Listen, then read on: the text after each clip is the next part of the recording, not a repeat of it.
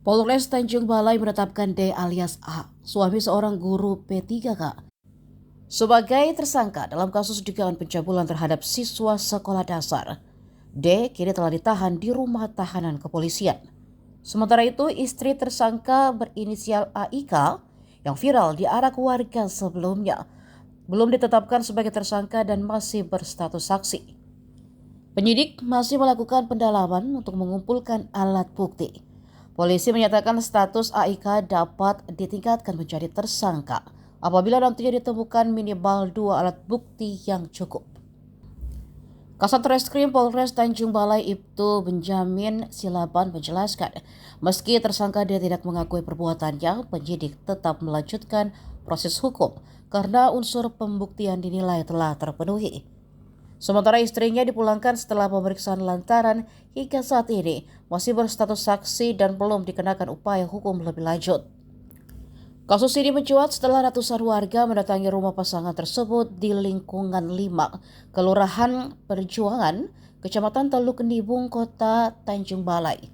Dalam video viral itu, ibu guru yang masih mengenakan seragam kerja diarak warga yang emosi. Begitu juga suaminya tidak luput dari tindakan anarkis.